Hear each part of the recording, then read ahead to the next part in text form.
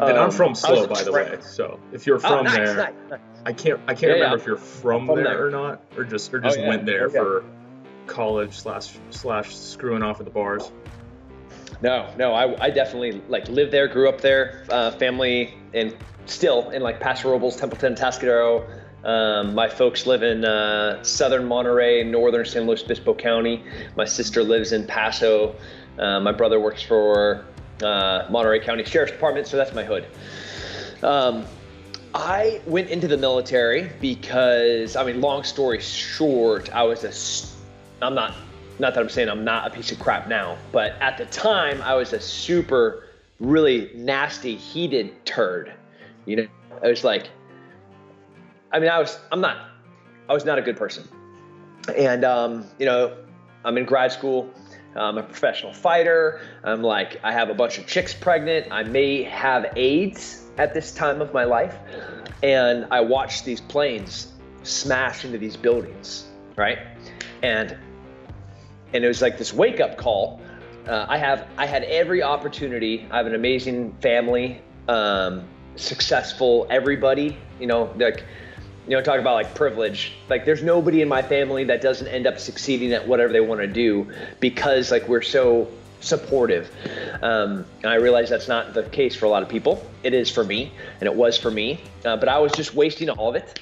And so these planes fly into the building on 9/11, and I was like, what a piece of crap I am, And I knew I had to do something to positively affect everyone else and hopefully make up for 20 years of debauchery. Because I was a potential completely wasted in every way. And so it was on 9/11 that I walked into the recruiter's office and I said, hey man, so what's up? I want to be a Green Beret, Special Forces sniper, Navy SEAL. Whatever you can do. Yeah. Right. So I've been to the recruiting stations myself, and there's obviously people will ask stuff like that, and whatever the recruiters can say will get you in. So how did you know you were no shit, this is what I'm going to do?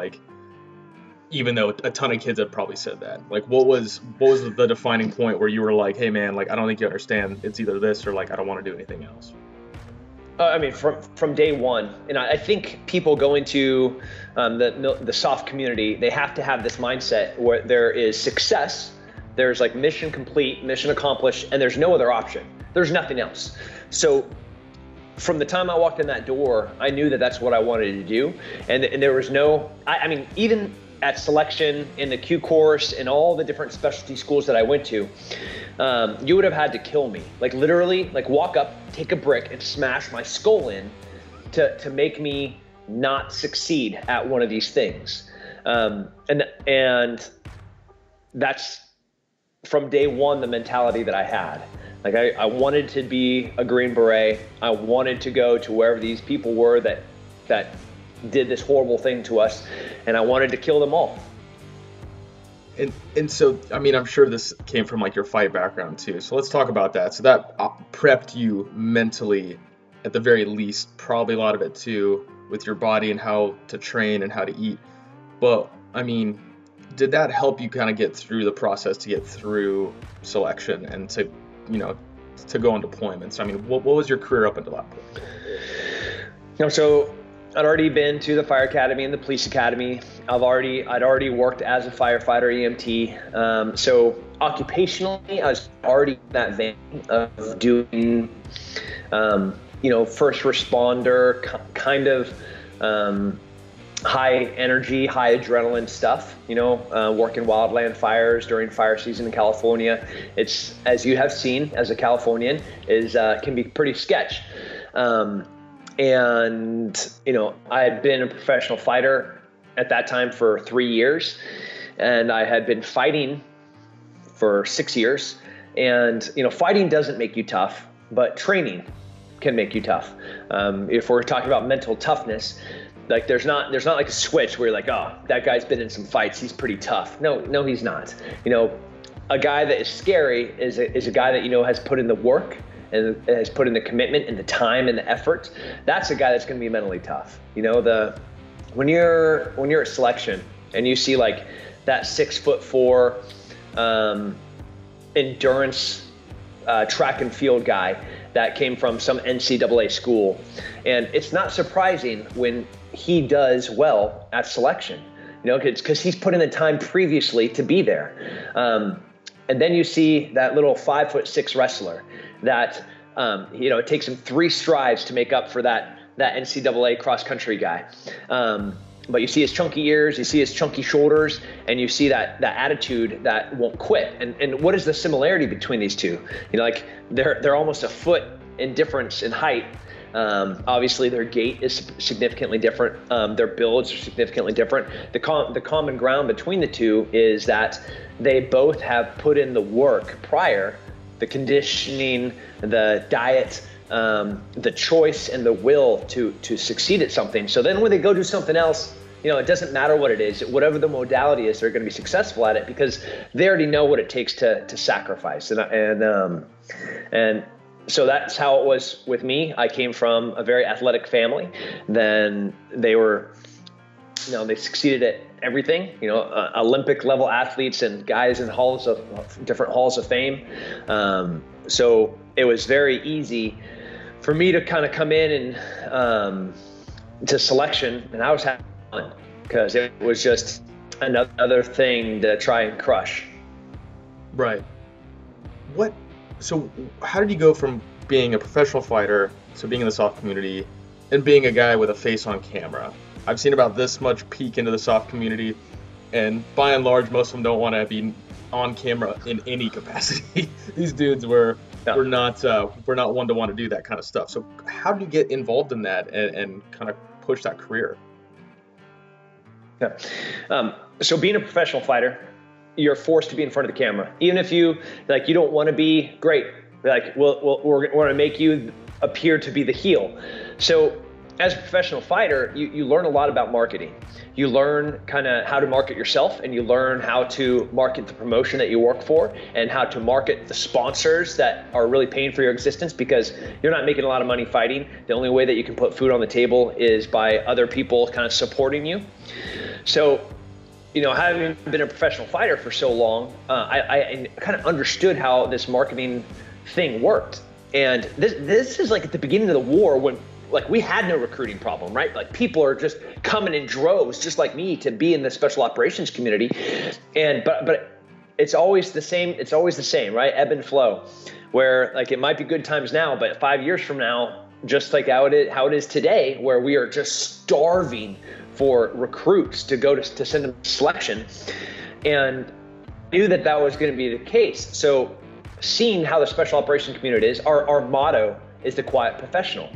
And I love special forces in a way that I could never explain. Like I bleed green from our beret. Like it is something that I will do till the day that I die in a capacity. And I knew that we were going to have problems in the future, and that if we didn't change our approach to how we recruited, that just because of our culture, like you said, not wanting to be in camera, not wanting to engage with people, that was going to hurt us in a really, really bad way in the end. And that's where we are right now. You know, we have ODAs that are ghosted. You know, like they're just empty team rooms. You know, we have teams that have 5, 6, 7 dudes on them. They're supposed to be 12, right? Like we're batting about a 500 in capacity across all special operations. That's horrific. You know, I get a lot of hate from the military community. They're like, why are you always showboating? Why are you in front of these people? It's like, truthfully, it's because I love the regiment. And it's because I want to see us succeed, and we cannot succeed in the way that we are operating right now. People need to know about the amazing thing that we do. And it's unlike any other special operations unit on the planet. Like you can put us anywhere and do anything. You know, we can overthrow a government. We can pull somebody's teeth. We can fix somebody's goat. You know, or we can train some elite unit about how to fight, and then we can go to war with them and do some incredible things. But we can't do that without bodies. And being the quiet professionals that we are, nobody knows about all the things that we do. So like, it's with the best intent at heart to try to help the regiment. So it was a painful process. I was comfortable being in front of the camera from my fight days. So by the time I was in Special Forces, it was easy. You know, like the PAO person's like, hey, we're gonna shoot and use you, and because you don't sound like an idiot on camera, he's like, I have no problem with that. Let's do this. So I can fucking jump, whatever. I don't care. That works. Never had a break in service. A lot of people think that when I left active duty and went to the National Guard. Oh, gotcha. I was in the National Guard for 4 years, and I was at my ETS date, and I was just kind of hanging back, having been at war under the Bush era, and then having been at war under the Obama era. I was very reticent to spend another 4 years in the military working for a commander-in-chief that didn't work well with the military. So I was kind of waiting on an election to see how that went. And so that's when I re-enlisted, was when I knew I could have a president that would back me. So just have perfect timing to support your mission being in the military. Gotcha. And what would be, I mean, I'm going to just let you like talk about this one like however you want, but what is a good, I'm not going to say your favorite story, but what's the best story that you've kind of had that you like to tell about being in the Green Berets? Like anything from training to deployments, like what can you tell us, I guess? That's probably the best story. All right, well, this encapsulates what a Green Beret is. So before I even got to the Green Berets, 9/11 happens, and a bunch of people, I was not special, a bunch of people just like me ran to the recruiter's office on 9/11 and said, I want to enlist. And a lot of them were like me, college athletes. And we all went to basic together. So these are all college athletes. You know, they've all graduated. So you have an enlisted room full of 35 dudes. They're all NCAA athletes. They're all like pretty passionate and motivated dudes. And that was my selection class. Like I knew, Sean Heron, Brendan Hay, Steve Coleman, Luke Heyer, Luke Jones, like all these dudes were cross country this, track that, wrestler this, pole vaulter that, like all pretty talented guys. And we went all the way through first time goes of every single phase, all the way through to SEER school, which at the time was the last thing that you went to.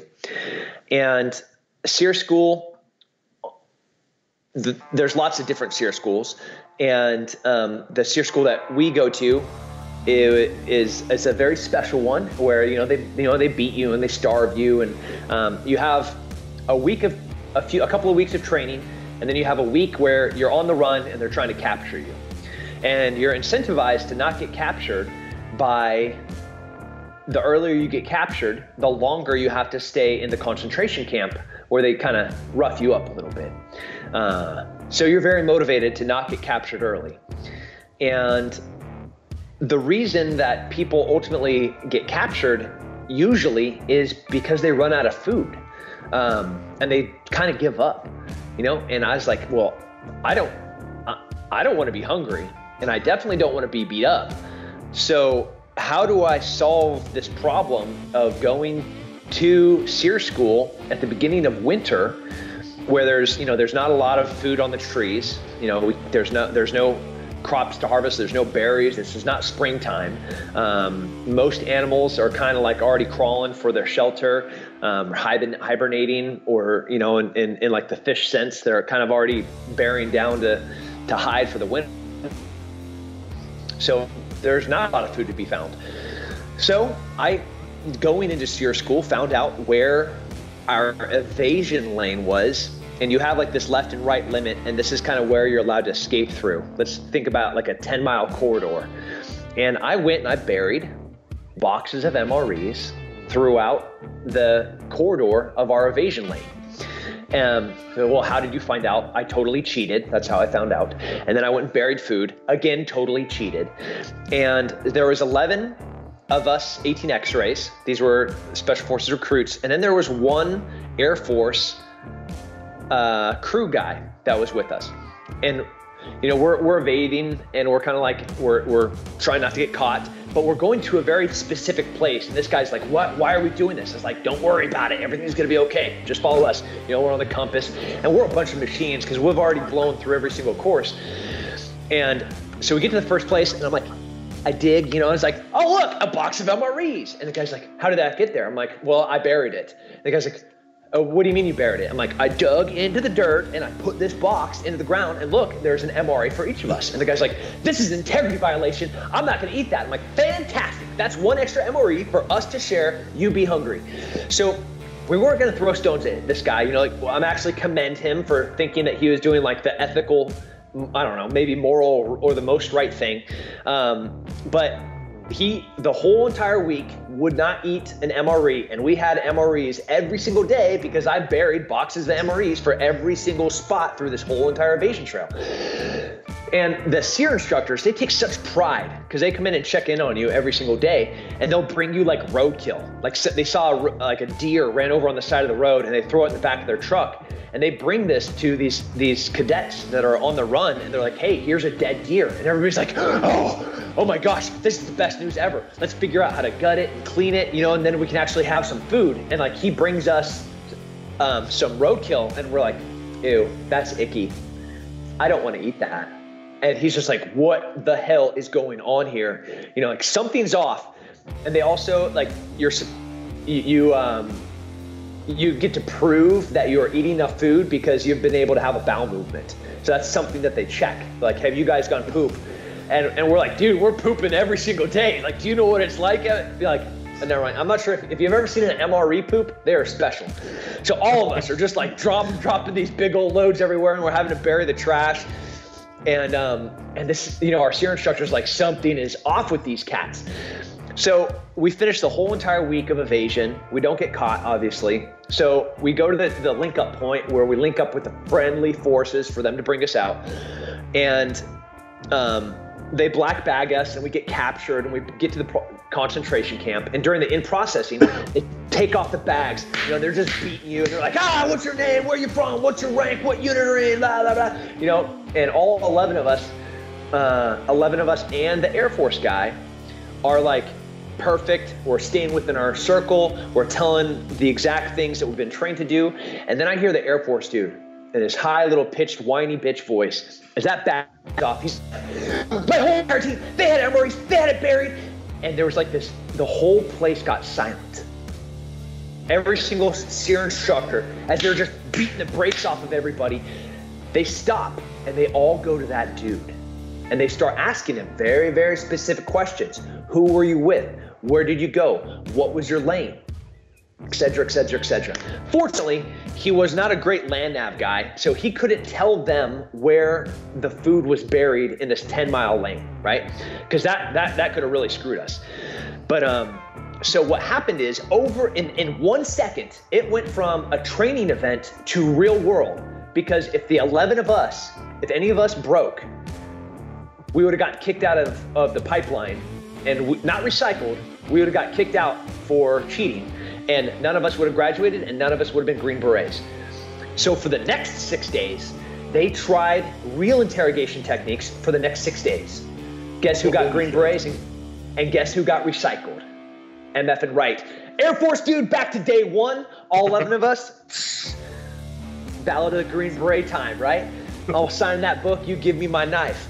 But like that was the mentality of this whole entire class. You know, like, everybody was, from day one, every one of those dudes that I was with, they went to amazing teams and did incredible things, and, you know, silver stars and multiple Purple Hearts.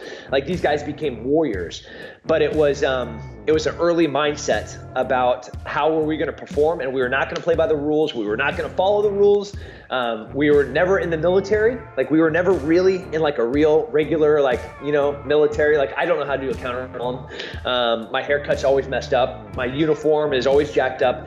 But like, you tell me to do something and it will get done, as will every single dude that I'm with. You know, mission first. Mission will always be accomplished at the highest level. But so I love that story because I think it really depicts accurately how we roll. We are cheating MFers. Well, I was gonna say, I mean, correct me if I'm wrong. I'm in the conventional army, obviously, and I mean, you guys are supposed to be special because you're supposed to be able to critical think. So I wouldn't go past it as like, yeah, you would probably get kicked out for cheating, but like, if that's not doing the thing and getting the shit done, I don't know what else is. Really, like, at the end of the day, it's like, well, you know, the cadre weren't on top of like checking for cheat codes and shit. But I mean, if you beat it, you beat it. Like, I mean, I think that's almost fair game at that point. So yeah, for sure. Could not agree more. Not my fault. Make your rules better so I can figure out how to break them faster. So you had gone to that selection and at one point also gone to Ranger School, and you had also done a fight around the time of coming back from Ranger School, I believe it was. Was it similar timeline where you were coming back and into a fight, or were you training around that time still? Yeah, I came back from Ranger School, and I think I fought the next weekend. Like, we graduated on, I don't remember what day you graduate, on like a Thursday or something. About that. Yeah, I weighed in like 48 days later, and I fought a pretty legit Brazilian black belt in the International Fight League main event on Fox, like 72 hours after I graduated from Ranger School. Really? Yeah. I mean, that had been brutal because like I picked up my friend from the airport from there, and I got back from a deployment the day he got done, and we linked up together like, you know, a few days later, and he was pissy. He was so small, shrunken. I mean, he was like just the most unhappy motherfucker ever. Oh no, I can't imagine fighting somebody after that. No. I was a fat Ranger. I was like, oh, you wanna go on this lane? How about you give me that main meal right there? You give me that main meal, and you'll get a go. No, like, I beat the poor brakes off this dude that I actually have a ton of respect for. But at the time, you know, you come out of Ranger School and you're like, boo, that sucked. You're gonna pay me to go beat up a dude? That sounds way better than spending another 3 months getting my dick kicked in. So I'll go do that. Yeah, that's true. That's true, I guess, because, you know, I mean, you're stuck in that world. Like, you're not going anywhere. Nope. And so, so you had done a lot of stuff in the military and outside of the military. What would be some of the best advice you have for people that are transitioning out? That's a big part about our companies, where we always try to help give advice to the community on ways that they can, you know, transition back. To not forget why you're special and unique. The reason that you are different than the 99.9% of everybody else in this country, right? Because like we're like at 0.1% of Americans now that have served or are serving, or something crazy. Mm-hmm. Maybe it's like 0.3. I don't know. Okay, you've been taught things that nobody else has been taught. Right? You're going to have to adapt those things to make them useful in the civilian life. And if you don't adapt them, you're totally going to screw yourself. But if you get up first, you get to where you're supposed to go, and you get there early, right? Like all the normal militarisms, like if you're on time, you're 10 minutes late. Right place, right time, right uniform. Like if you can do those things, you are already so far ahead of the entire civilian market. As an entrepreneur that employs people, like I have the hardest time just getting somebody to show up on time to do the thing that I asked them to do. Like that's simple. So like you have been taught and you have been shown this is the way that you get there at the right place, at the right time, with all the things, with all the right equipment and all the right uniform to be able to do your job. You're already loads ahead. Now, let's talk about discipline. Like you have been taught to get up early, to do work, to think for yourself, to be able to follow instructions, attention to detail. Like those are very commonplace, right? Like I've scuffed soldiers up because they didn't listen to the implied tasks of, okay, I need you to take the trash out. Now there's a bunch of implied tasks to that, right? I need to take it out of the dumpster. I need to bring it I need to take it out of the trash can. I need to walk down the door. Don't spill it all over the ground. If there's a bunch of spit in it, a bunch of chew, crap, take it all the way down to the dumpster. Make sure you close the lid on the dumpster so the raccoons don't get in there and rat everything. It's like a bunch of pretty basic implied things. Like you in the military, you don't think you know how to think for yourself, but you do. So you have all of these tools and all of this power, like all of the power. I don't know why. People come out of the military and they turn into the laziest pieces of shit. They're like entitled. No, man. I hope I get I hope I get hired because I get a plus 10% on my entry board exam. No. You should be first place in any board that you ever take because you're going to be dedicating so much more time to it than anyone else. You're going to be ranked number one, not because of anything that they're going to give you. It's because you have the tools to be ranked number one. So like nobody owes you anything. You have everything that you need to succeed. You just have to adapt it and go and do it. That's great. I'm actually glad they gave some counter advice because it's good to hear some other opinions from different people and some advice that works for them because the same advice doesn't work for everybody. So having one opinion is good, but that might not work for some other types of guys, especially in guys that come out of the SEALs or the Green Berets as well. Who just faced a different type of adversity than a guy that might have just done less time or less of a combat job or however it may be, but they're still coming from the military and they're still going to have to adapt in some capacity.